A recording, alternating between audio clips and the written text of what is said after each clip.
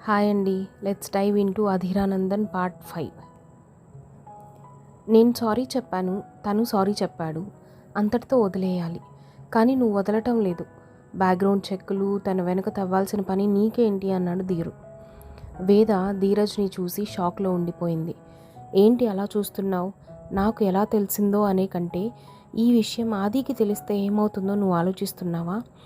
అసలు నువ్వు ఎవరు వేద? నీకు మాకు సంబంధం ఏంటి? ముందు నుండి మమ్మల్ని రెచ్చగొడుతుంది నువ్వే. ఎందుకు? నిన్ను కొట్టినందుక ఇదంతా? రే, మా నాన్న కూడా నన్ను ఎప్పుడు కనీసం తిట్టింది లేదు. అలాంటిది వాడు నన్ను 2 సార్లు కొట్టాడు.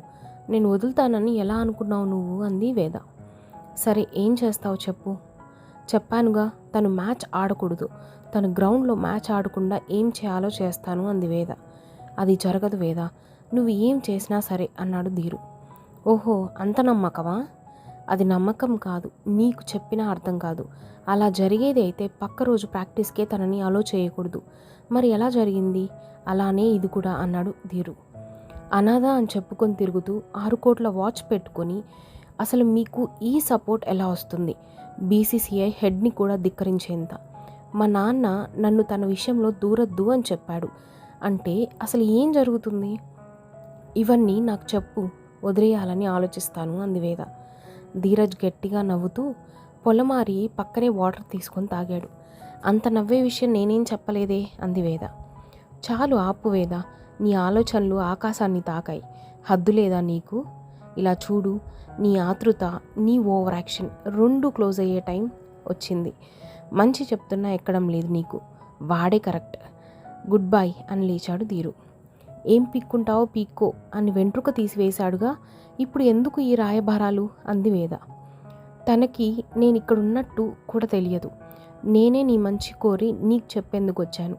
కానీ మంచి మాటలు నీ చెవికి ఎక్కవు అని నాకిప్పుడే తెలిసింది అని లిఫ్ట్లోకి వెళ్ళిపోయాడు ధీరు. వెళ్తూ వెళ్తూ ఆది లేచి ఉంటే అనుమానం వస్తుందని స్నాక్స్ తీసుకొని వెళ్ళాడు. ఆది లేచి ల్యాప్టాప్లో వర్క్ చేస్తున్నాడు. ఎక్కడికి వెళ్ళావురా అన్నాడు ఆది ధీరజ్ని చూస్తూ. స్వీట్ కార్న్ తీసుకొని వచ్చాను, తిను అన్నాడు ఇస్తూ. నాకు ఇక టిఫిన్ ఏం వద్దు. ఈ ప్రాజెక్ట్ కంప్లీట్ చేసి పడుకునేస్తాను. నీది అయిపోయిందిగా? అయిపోయింది, నువ్వు కానీ అని టీవీ ఆన్ చేసి టీవీ చూస్తూ అలాగే పడుకొని నిద్రపోయాడు ధీరజ్. ఆది ఈ ప్రాజెక్ట్ ఒక కొలిక్కి రావడంతో ఒళ్ళు విరిస్తూ పక్కకు చూసి ధీరు నిద్రపోవడంతో తినకుండానే పడుకున్నాడు అనుకుంటూ రిమోట్ పక్కన పెట్టి బెడ్షీట్ కప్పి లైట్ ఆఫ్ చేసి నీళ్లు తాగి బాల్కనీకి వెళ్ళాడు ఆది. సాయంత్రం పడుకున్నందుకో ఏమో నిద్ర కరువైంది ఆది. ఏవేవో ఆలోచనలు తనను చుట్టుముట్టాయి. ఇంతలో తన ఫోన్లో మెసేజ్ రావడంతో చూసి షాక్ అయ్యాడు ఆది. దాని తాత్పర్యం ఈ విధంగా ఉంది: నాన్నగారు నీ మొదటి మ్యాచ్ చూడ్డానికి వస్తున్నారు. ఆది మెసేజ్ చూడటం అది డిలీట్ అయిపోయింది. ఆది ఫోన్ విసిరి కొట్టి తన జుట్టులోకి చేతులు చేర్చి దీర్ఘమైన ఆలోచనలో పడ్డాడు. చాలా ఏళ్ళు కిందకు జారిపోయాయి తన ఆలోచనల్లో. సీన్ కట్ చేస్తే చిన్నప్పటి నుండి అనాథగా పెరుగుతున్న తన జీవితంలోకి ఒకరొచ్చారు. నిన్ను చూసేందుకు అని చెప్పింది వార్డెన్. నన్ను చూసేందుకు ఎవరొస్తారు అనుకుంటూ బయటికి నడుచుకుంటూ వెళ్ళాను. నాకు ఇంకా గుర్తుంది, నా వయసు 11 సంవత్సరాలు. ఒక వ్యక్తి ఆజానుబాహుళ్లా ఉన్నాడు. ఆ మోము ఎంతో హుందాగా ఉంది. మీసాలు తిప్పి ఉన్నాయి. ఆ గెడ్డం ఎంతో అందంగా ఉంది. తెల్లటి శరీర ఛాయ నేరుగా వెళ్ళి హత్తుకోవాలనిపించింది. ఎవరు మీరు అన్నాను. నీ చదువు బాగా సాగుతుంది. ఇంగ్లీష్లో చాలా వీక్గా ఉన్నావు. ఇక్కడ ఉంటే ఇలానే ఉంటుంది. బోర్డింగ్ స్కూల్ మాట్లాడాను, వెళ్ళి చేరు అన్నాడు ఆయన. నాకేం అర్థం కాలేదు. ఆయన్నే చూస్తున్నాను. నేను ఎక్కడికి వెళ్ళను అన్నాను. ఆయన నన్ను కోపంగా చూసి, ఆ చూపు ఇంకా నాకు గుర్తుంది. నీ నిర్ణయం ఎవ్వరూ అడగలేదు, చెప్పింది చేయాల్సిందే. నీకు నచ్చకపోయినా పంపిస్తాను, నీకు వద్దకపోయినా పంపిస్తాను అన్నాడు. ఆయన గొంతులోనే ఒక అధికారం ధ్వనించింది. కానీ నాది ఒక షరతు. ఇప్పుడు నేనున్న స్కూల్లో నా ఫ్రెండ్ అనబోతున్న ఆదిని మధ్యలోనే ఆపుతూ ఆయన ధీరజ్ అన్నాడు. ఆయన వింతగా చూశాను. మీకెలా అన్నాను. ఆయన సమాధానం చెప్పలేదు. ధీరజ్ నాకు కూడా ఉండాలి, ఒకే గదిలో ఒకే స్కూల్లో అన్నాను. బంధాలు నిన్ను ఎప్పటికీ వెనక్కి లాగుతాయి. అది నీకు అర్థమైన రోజు నువ్వు ఒంటరిగా మిగులుతావు అన్నాడు ఆయన. ధీరజ్ నాతో ఉంటే నేను ఎప్పటికీ ఒంటరిని కాను అన్నాను నేను. మరైతే ఒక ఒప్పందం చేయి. సెమిస్టర్ అయినా, స్లిప్ టెస్ట్ అయినా, ఫైనల్ అయినా, స్కూల్ ఎగ్జామ్స్ అయినా, దేంట్లో అయినా సరే అధీరానందన్ ఫస్ట్ అని నాకు కనపడాలి. అది జరిగితే నువ్వు నీ ఫ్రెండ్ ఒక దగ్గర ఉంటారు, అది ఒక్కసారి కనపడకపోయినా నీ ఫ్రెండ్ వేరే స్కూల్లో ఉంటాడు అని అన్నాడు ఆయన. సరే అలాగే, మరి మరో ఒప్పందం చేసుకోవచ్చా? ఏంటిది అది అన్నాడు ఆయన. మీకు బాగా డబ్బుందా అన్నాను నేను. ఉంది. అయితే నా డబ్బు కావాలా నీకు అన్నాడు ఆయన. వద్దు, నాకు అవసరం లేదు. ధీరజ్ వాళ్ళ ఫ్యామిలీ చాలా పూర్, వాళ్ళు కష్టపడకుండా హ్యాపీగా ఉండాలి. అప్పుడు వాళ్ళు నన్ను ఇంకా బాగా చూసుకుంటారు, వాళ్ళు ఇంకా చాలా హ్యాపీగా ఉంటారు. నాకు ఉన్న ఒకే ఒక కుటుంబం వాళ్ళు మాత్రమే, వాళ్ళకి నేను ఎందుకు ఇవ్వాలి? సరే, నీ ఒప్పందం ఏమిటి ముందు అది చెప్పు అన్నాడు ఆయన. నువ్వు చెప్పిన తర్వాతే నేను ఆలోచిస్తాను అని కూడా అన్నాడు. అది నా దగ్గర ప్రస్తుతానికి ఏమీ లేవు, మీకేం కావాలో చెప్పండి చేస్తాను అన్నాడు ఆది. నేను నిన్ను కలిసినట్టు, నువ్వు నాతో మాట్లాడినట్టు ఎప్పుడూ ఎవరికీ చెప్పకూడదు. ఎప్పుడు ఎక్కడ ఎవరి ద్వారా నేను తెలిసినా నాకు ఆయన తెలుసని కానీ నేను ఆయన్ని చూశానని కానీ చెప్పకూడదు. ఇది 50% మాత్రమే, మిగిలింది సమయం వచ్చినప్పుడు నేను చెప్తాను, అప్పుడు నువ్వు కంపల్సరీ దాన్ని చెయ్యాలి అన్నాడు ఆయన. అలాగే అంతలు ఊపాను. మరి వారి డబ్బులు? అన్నీ జరుగుతాయి.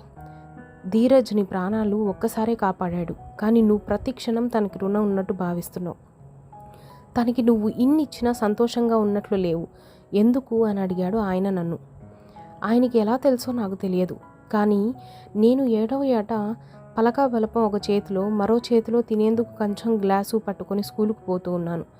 ఎక్కడి నుండి వచ్చాడో ఒక పిల్లాడు నన్ను పట్టుకుని దూరంగా తోశాడు. నా చేతులు గీక్కొని రక్తం కారుతుంది. ఒక్కసారిగా ఆకాశం విరిగిన చప్పుడు, డబేల్మని నీళ్ళ ట్యాంకు పైనుండి పడింది. భయానికి స్పృహ కోల్పోయాను నేను. తర్వాత ఏం జరిగిందో తెలీదు. నా చేయి పట్టుకొని కూర్చొని ఉన్నాడు ఆ అబ్బాయి. అమ్మయ్యా, కళ్ళు తెరిచావా అన్నాడు మెరిసే కళ్ళతో. చాలా థ్యాంక్స్ అన్నాను మాటలు తడపడుతున్నా, ఎందుకంటే ఆ ట్యాంక్ నా మీద పడబోయేది.